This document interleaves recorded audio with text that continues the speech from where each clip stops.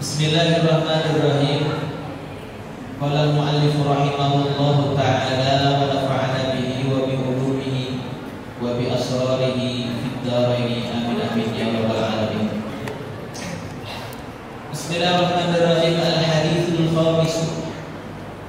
Al-hadis bermula ini yaitu hadis al-khamis yang kelima. Kita masuk pada pembahasan hadis yang kelima di dalam kitab Mawa'id al-Busriyah. An Abi Dzar al-Ghifari radhiyallahu anhu annahu qala qultu ya Rasulullah 'allimni 'amalan yuqarribuni ila al-jannah wa yuba'iduni minan nar. Jadi hadis ini diriwayatkan oleh sahabat yang bernama Abi Dzar al-Ghifari. Jadi nama AA itu yang belakangnya diambil dari nama beliau. Sahabat Abi Dzar al-Ghifari. Al-Ghifari itu nama sebuah qabilah, nama sebuah suku di Arab. Ya. Jadi sekarang banyak nama orang yang pakai nama beliau, menggunakan nama beliau tafakulan, mengharapkan kebaikan dengan nama Ghifari, itu berasal dari sahabat yang bernama Abi Dzar al-Ghifari. Nama Wildan Ghifari. Kalau ngambilnya Ghifari doang nanti dapatnya setengah doang. Nah, namanya dapatnya Ghifari yang di depan setengah doang.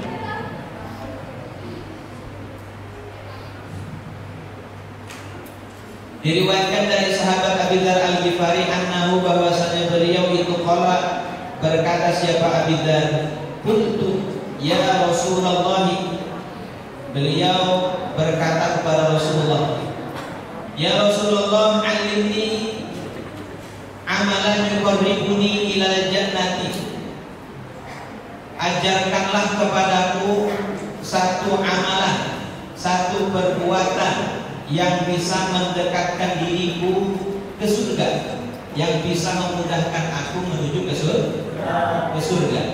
Wa yuba'iduni minal jannah, kemudian amalan tersebut bisa menyebabkan aku jauh dari neraka, bisa menyebabkan aku tidak masuk ke dalam api neraka. Kemudian qala, jawabnya Rasulullah sallallahu alaihi wasallam, kata Nabi, idza amilta sayyi'atan. Nah, ini satu hal yang terdengar mudah tapi prakteknya sulitnya luar biasa. Idza amilta sayyi'atan, wahai Abi Dzar, kalau bukan idza amilta ya, idza umilas sayyi'atun, apabila dilakukan sebuah perbuatan yang buruk terhadap diri kita, atau bisa juga idza amilta sayyi'atan, bebas ya, ketika kita melakukan satu keburukan atau ada orang lain yang melakukan keburukan kepada kita, fa'at biha hasanatan tambuha, maka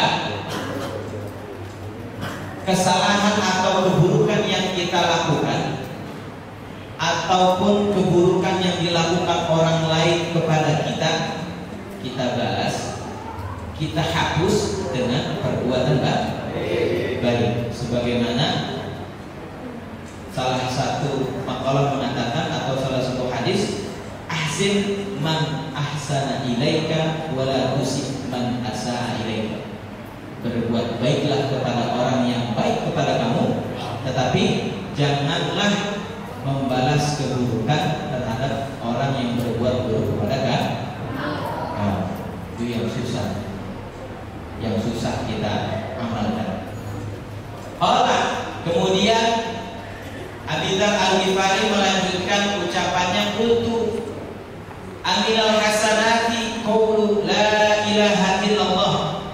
Kalau begitu ya Rasulullah, apa mengucapkan atau ucapan la ilaha illallah itu salah satu dari kebaikan yang bisa menghapus dari segala keburukan yang pernah kita lakukan. Qala na'am hiya ahsanul hasanat. Jawab daripada Nabi Muhammad SAW mengiyakan apa yang dipertanyakan oleh sahabat Abi Dzar. Kata Nabi, bahkan kalimat la ilaha illallah atau kalimat thayyibah atau kalimat tauhid adalah salah satu daripada kebaikan yang paling baik. Salah satu kebaikan yang terbaik yaitu mengucap kalimat tauhid. Kita setiap hari ngaji di pesantren 3 kali. Sebelum ngaji mengumandangkan yang namanya kalimat thayyib. Bahkan tadi barusan sebelum kita memulai pengajian ini, kita terlebih dahulu mengumandangkan kalimat thayyib.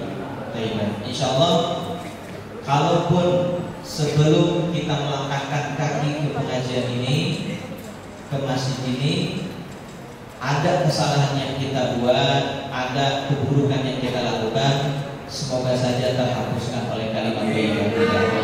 Ya. Itu yang termasuk di dalam hadis Rasulullah SAW.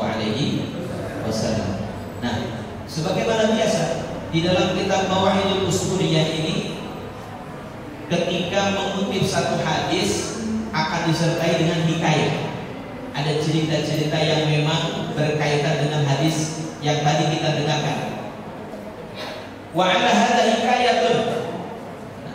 Yang berkaitan dengan hadis ini ada sebuah cerita. Anna rajulan kana waqifan bi Arafatin wa fi yadihi sab'atu ahjarin. Jadi pada suatu hari ada seorang laki-laki yang sedang melaksanakan ibadah wukuf di Arafah. Betul juga dia. Pak Haji udah pernah ke sana, udah pernah wukuf di Arafah. Kemudian di tangannya itu ada 7 batu. Ya, di tangannya ada 7 batu. Faqala, kemudian rajul tadi yang sedang melaksanakan ibadah wukuf di Arab berkata, "Ishhadu anni inda rabbina bi anni ashhadu an la ilaha illallah wa anna muhammadar rasulullah." Sambil menggenggam batu yang ada 7, beliau berkata, "Bersaksilah atas diriku nanti di hadapan Allah bahwasanya aku beriman kepada Allah dan juga beriman kepada Rasulullah." Jadi batu yang ada di genggamannya diminta untuk bersaksi nanti di hadapan Allah bahwasanya rajul yang sedang wukuf tadi adalah rajul yang beriman. Kemudian fanama faro'a fil manami kama yara an-naim. Rajul tadi kita sebut saja namanya Aryo ya. Rajul ini namanya rahimahullahu ta'ala. Kita doain biar sehat selalu Aryo ya. Ini izin pinjem namanya buat dikasih nama si rajul ini. Ini musuhnya kayaknya nggak tahu nama rajulnya siapa, makanya pinjem namanya Aryo aja ya. Siapa tahu nanti Aryo wukuf di Arafah. Nah, ini sama syukur santri Darul Kiram insyaallah makbul itu. Nah, Aryo tidur sebagaimana kebiasaannya di pesantren. Waktu di Arafah, Aryo juga tidur. Saya dulu di pesantren Istiqomah tidur, ketika wukuf saya harus tidur. Wukuf di Arafah tidur kemudian mimpi. Tapi mimpinya apa dulu ya? Tapi mimpi orang soleh tidak seperti mimpi yang kita bayangkan. Nah, kelanjutannya bagaimana? Ka'annal qiyamata qad qamat wa annahu husiba fawajabat lahu an-nar. Nih, Aryo dulu ya. Di dalam mimpinya Aryo ketika wukuf di Arafah dalam keadaan tidur, beliau bermimpi. Ternyata keadaan itu seakan-akan sudah kiamat. Mimpinya Aryo. Kemudian Aryo dihisab. Ternyata dari hasil perhitungan amal perbuatannya selama di dunia, Aryo dipastikan menjadi penduduk VIP di neraka. Nauzubillah min dari penduduk VIP tapi di neraka.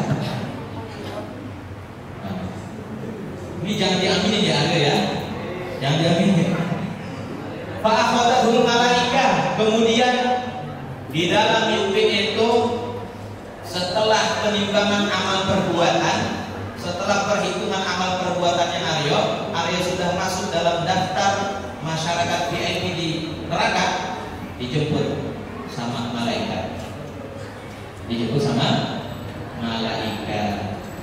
Selanjutnya bagaimana? Falamma dhahabu bihi ila babin nari fa idza hajarun min tilkal ahjari alqa nafsahu ala babin nari. Ketika para malaikat ini pergi dengan membawa Aryo menuju neraka, menuju pintu ya, baru menuju pintu neraka, ternyata batu-batu yang tadi ada 7 yang Aryo genggam, kemudian Aryo minta untuk bersaksi di hadapan Allah, melemparkan dirinya ke depan pintu neraka. Selanjutnya bagaimana? Fajtama'at malaikatul adabi ala rafihi falam yutiquhu. Ini malaikat-malaikat yang biasanya mengeksekusi ya, tukang jagal di neraka, ini berkumpul semuanya gara-gara melihat batu ada di depan pintu neraka. Jadi pintu ini ternyata menghalangi masuknya para malaikat, bukan pintu ya, batu yang tadi Aryo genggam ketika wukuf di Arafah ini menghalangi para malaikat untuk bisa masuk ke dalam neraka. Pintunya nggak bisa dibuka gara-gara batu yang tadi digenggam ketika di wukuf Arafah.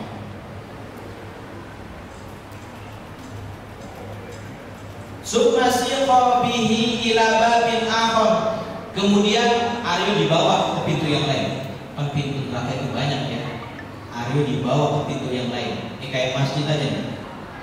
Di masjid kita aja ada berapa ya? Ada 5 pintu. Aryo dibawa ke pintu yang lain. Fa idza alaihi hajarun akhar min tilkal ahjari as-sab'ati. Ternyata di pintu yang lain juga ada namanya batu dari 7 jumlah batu total yang ada tadi Aryo genggam ketika wukuf di Arafah. Batu ini lagi-lagi menghalangi malaikat untuk membuka pintu neraka.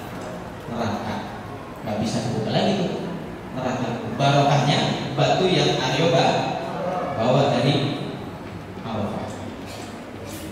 Kemudian falam yakdir al malaikatu ala rafihi hatta siqa bihi ila sab'ati abwabin nari. Para malaikat ini lagi-lagi nggak mampu. Setelah apa? Keliling sambil bawa Aryo untuk bisa masuk ke pintu-pintu yang lain di neraka yang ada 7. Setiap pintu di neraka sudah ditutup, sudah disumpel sama batu yang Aryo genggam ketika di Arafah. Selanjutnya bagaimana? Wa kana ala kulli babin hajarun min tilkal ahjar. Dari setiap pintu yang di depannya mau dibuka pintu itu, dari setiap pintu yang mau dimasuki oleh para malaikat ternyata sudah tertahan oleh batu. Jadi malaikat tidak mampu untuk apa? Untuk bisa masuk ke dalam neraka. Summa siqa bihi ila tahtal arsy. Karena malaikat ini kayaknya udah agak frustasi. 7 pintu neraka semua tertahan oleh batu, tidak bisa terbuka. Akhirnya Aryo dibawa ke bawah arsy Allah. Ya, ini kayaknya Aryo mau dilaporin langsung sama Allah.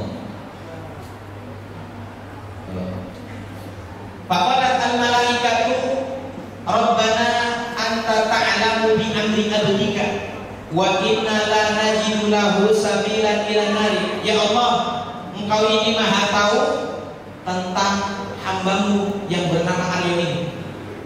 Ya, sampai-sampai kami itu tidak bisa menemukan jalan untuk bisa memasukkan Aryo ke dalam neraka. Padahal tadi laporan dari malaikat yang bertugas untuk menghisap amal perbuatannya Aryo ini masuk dalam penduduk neraka. Tapi kenapa ketika kami ingin membawanya ke dalam neraka dari segala macam pintu, tidak ada satupun pintu yang bisa terbuka? Gara-gara ditahan sama batu. Bayangkan batu kecil yang digenggam ketika yang digenggam ketika di dunia ternyata bisa menjadi penghalang kita masuk ke dalam neraka. Selanjutnya, faqala ar-rabbu tabaraka wa ta'ala, abdi, wahai hambaku, ashhadat al-ahjaru falam tudayyi haqqaka. Batu-batu yang ada 7 yang digenggam Aryo ketika wukuf di Arafah itu sudah bersaksi bahwasanya Aryo itu adalah seorang hamba yang beriman kepada Allah dan juga seorang hamba yang beriman kepada Rasulullah. Batu-batu saja yang digenggam sama Aryo sudah bersaksi. Dengan persaksiannya dia tidak menyia-nyiakan haknya Aryo di hadapan Allah. Akhirnya batu ini membantu untuk bersaksi di hadapan Allah. Fa kaifa udayyu ana haqqaka wa ana syahidun bi syahadatika. Bagaimana saya itu bisa menyia-nyiakan hak kamu? Padahal Allah itu dengan makhluknya saja yang bernama batu itu tadi sudah mengucapkan bahwasanya batu itu dengan persaksiannya berarti sudah membantu Aryo. Maka tidak mungkin bagi Allah tidak membantu Aryo. Wa ana syahidun bi syahadatika. Allah langsung yang bersaksi terhadap persaksiannya si Aryo. Nah, qala Allah langsung berkata, adkhiluhu al-jannata. Masukin Aryo ke dalam surga.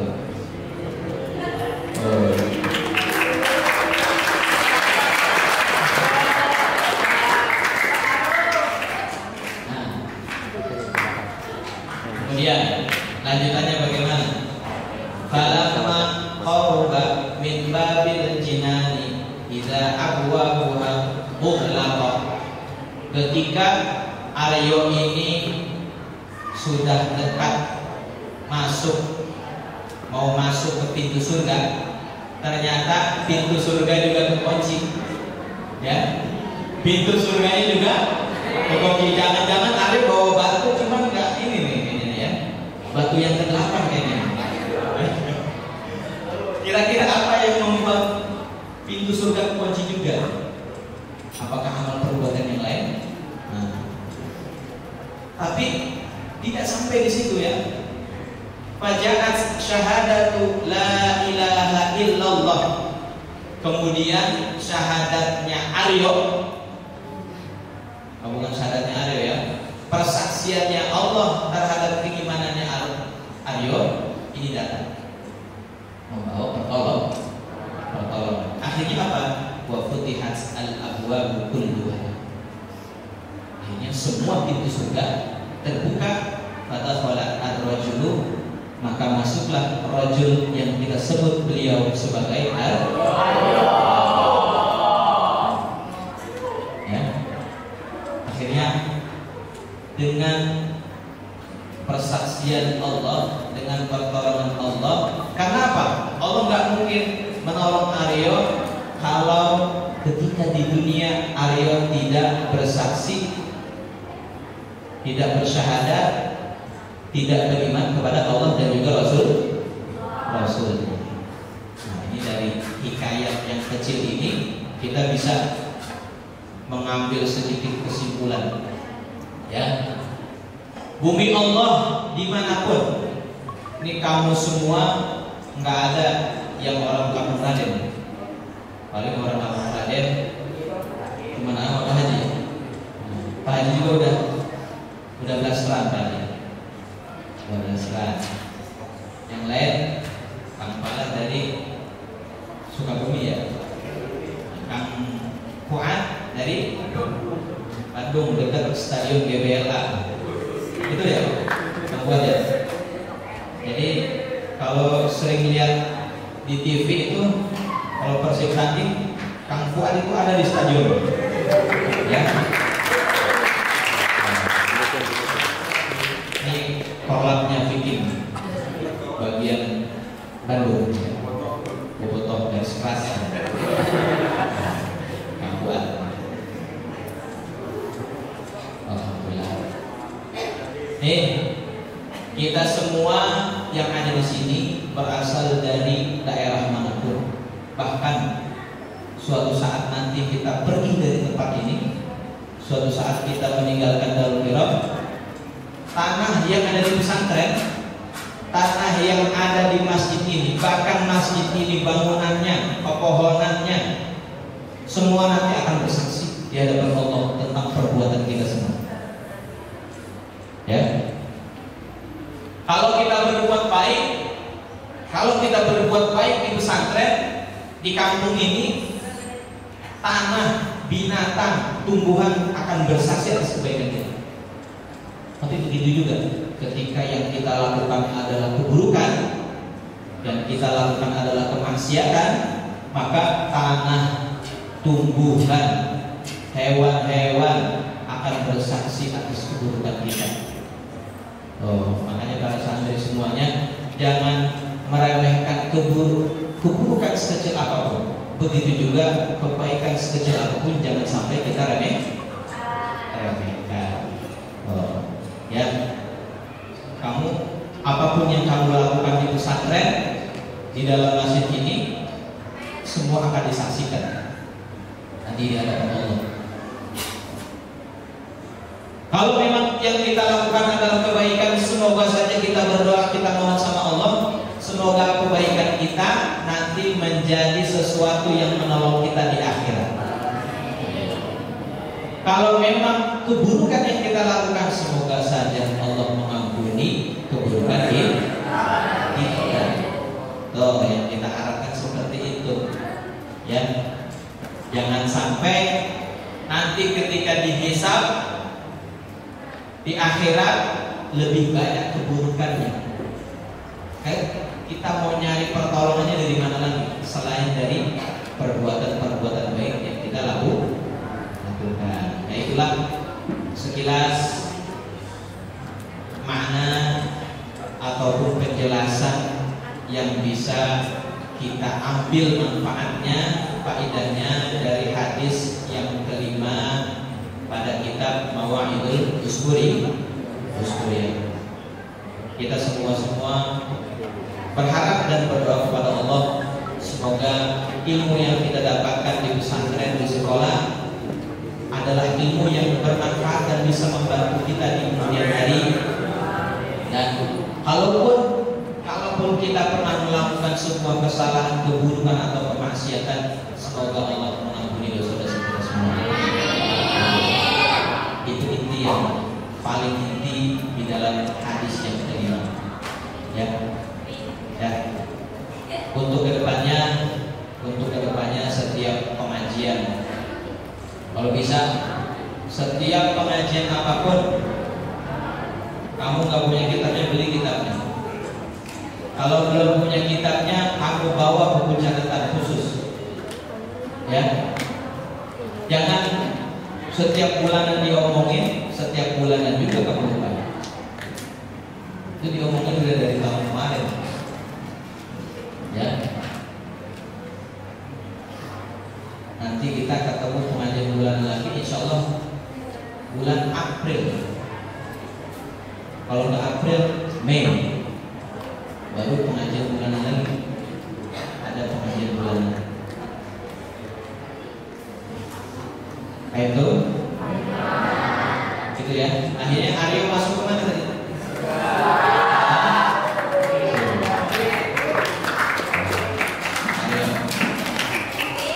Bangun tidur langsung pulang jadi Haji Aryo.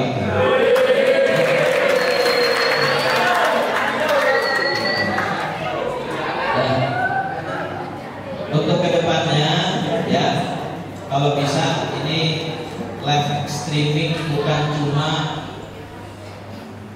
pengajian bulanan doang ya. Setiap ngaji Kamis subuh, ba'da subuh, kalau bisa diadakan live streaming juga, biar orang-orang yang di luar, para orang tua kamu atau teman-teman kamu, siapapun yang ada di dalam algoritma TikTok itu atau di sosial media bisa melihat pengajian. Karena kita sekarang zaman yang mudah, ya, zaman yang serba gampang, aksesnya mudah, maka jangan sia-siakan. Ya, kamu bisa mengambil banyak faedah dari sosial media. Jangan lupa mampir di akun Kampalan, ya, mampir. Setiap malam nungguin updatean dari Kampalan, live streaming atau enggak postingannya Kampalan. Karena postingannya semuanya ilmu, ya. Postingannya semuanya ilmu. Makanya yang kayak gitu yang harus disupport ya, harus disupport. Termasuk kemarin Alian postingannya Kampalan tentang kita ini di zaman sekarang. Ini udah di luar kitab Mawil Lulus Kuliah ya. Nah, sekarang kita membahas kitab Al-Ustadz Miftahul Falah. Ya, kemarin Alian postingannya Kampalan memposting tentang salah satu gurunya. Ini menarik buat kita semua. Mungkin aku pernah menyampaikan juga. Ya, dulu aku pernah ikut seminar waktu kakak kelas A kita Fathul Wahab. Kebetulan yang datang di seminar itu Gus Bahar, ya, Kiai Bahabuddin Nur Salim, orang Jawa Tengah. Itu beliau pakar tafsir, ulama yang asli dari produk pesantren, muridnya Mbah Maimun Zubair, Jawa Tengah, produk pesantren Rembang Al-Anwar. Beliau bilang begini,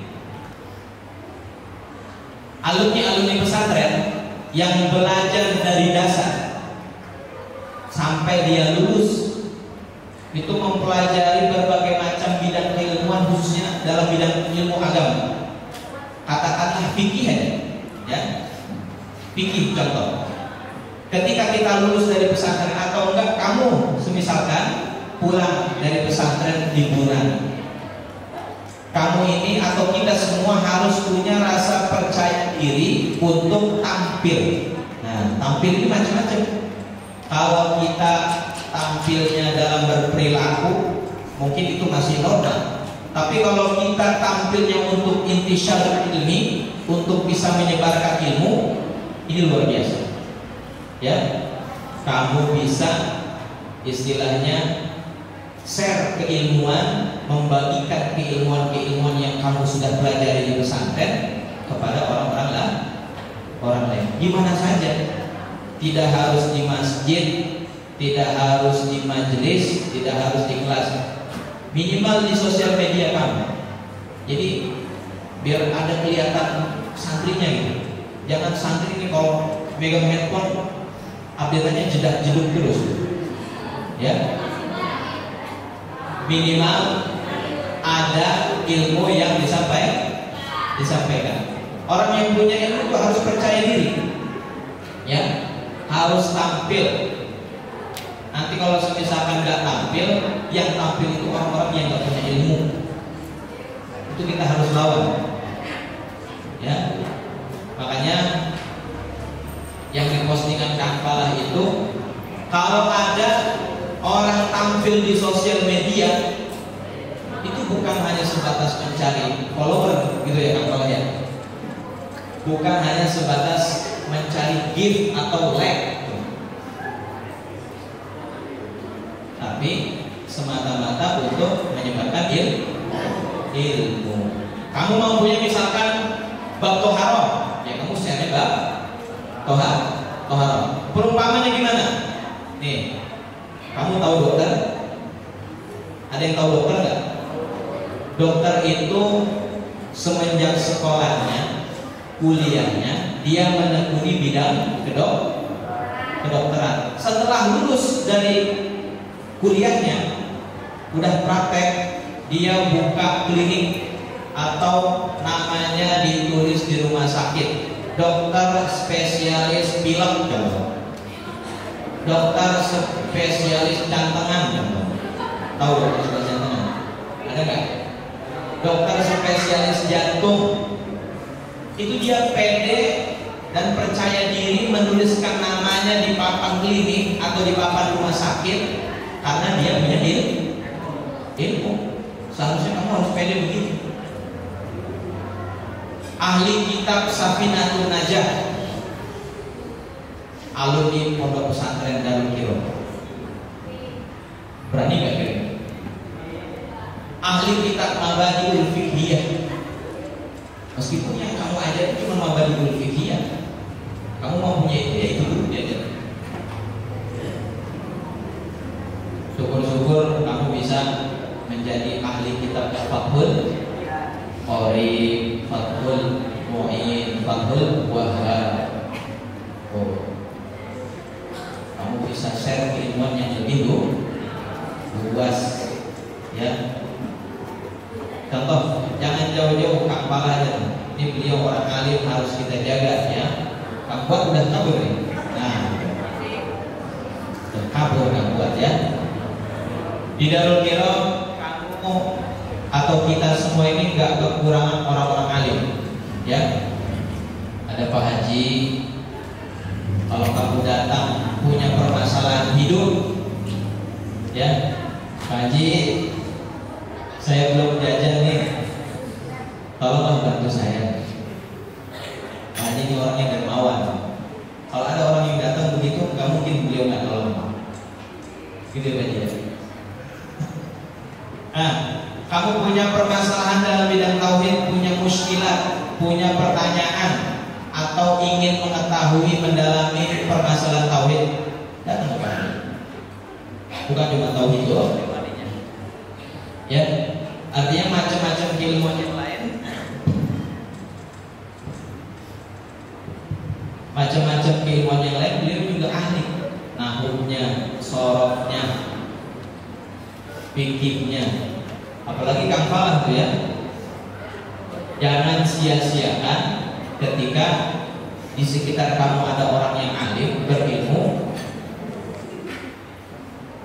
karena kita nggak tahu di masa yang akan datang apakah kita dapat kesempatan yang sama. Kalau musyrikah tuh ada tuh, siapa namanya? Ya, Tarkib Hidofin. Hah?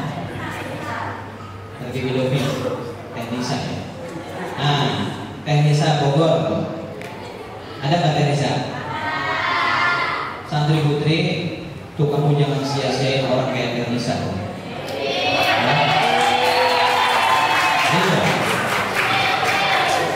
Jangan sia-sia itu gimana? Kamu setiap hari ketemu sama Teh Nisa, setiap hari tinggal di satu area dengan Teh Nisa, tapi kamu nggak ngambil ilmu dari beliau. Begitu juga santri-santri putra. Kamu setiap hari tidur, bangun, makan, lihat Kangfalah. Benar nggak? Bangun tidur lihat Kangfalah nggak? Lihat. Mau makan lihat Kangfalah nggak? Masa ngeliatnya gitu doang? Jangan sia-siain. Ibarat kata begini ya, kamu ini di kiri kanan itu banyak makanan. Di depan kamu ada nasi kuning, di sebelah kanan ada nasi liwet, sebelah kiri ada nasi apa lagi? Lauknya macam-macam, ada nasi kebuli dan lain sebagainya. Kalau di depan kamu ini ada makanan, terus kamu kelaparan, kira-kira itu jadi pertanyaan nggak? Hah? Kalau di hadapan kita, di sekeliling kita ada banyak makanan, terus kita kelaparan, itu jadi pertanyaan nggak? Jadi pertanyaan. Kok bisa? Di hadapan dan di sekeliling kita banyak makanan, kita bisa kelaparan? Begitu juga begini. Di hadapan kita, di sekeliling kita banyak orang-orang berilmu. Masa kita jadi orang bodoh? Oh, paham maksudnya? Amin tadi. Ini kebiasaannya apa? Setiap kali pengajian di Darul Kiram khususnya, kalau udah ngaji wallahu a'lam ya beres. Ya, pokoknya pengen cepet-cepet wallahu a'lam. Kayak sekarang ya udah pecinya udah ada yang miring, duduknya udah ada yang belewah-belewah gitu kan. Benar gak?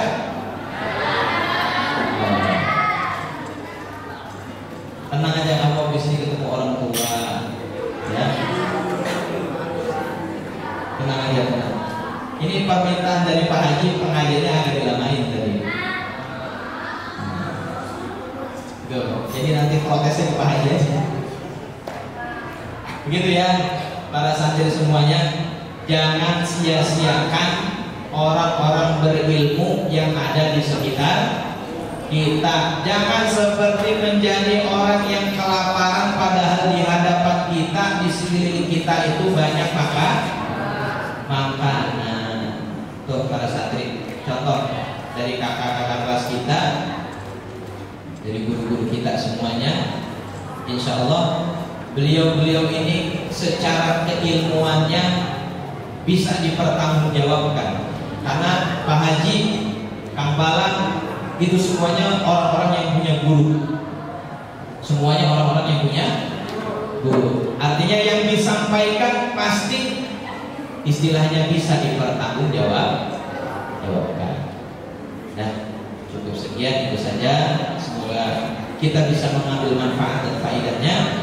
Kita semua bisa diistiqomahkan oleh Allah Subhanahu wa taala. Hadanallahu wa iyyakum ajma'in. Wallahu muwaffiq ila aqwamit thoriq. Assalamualaikum warahmatullahi wabarakatuh.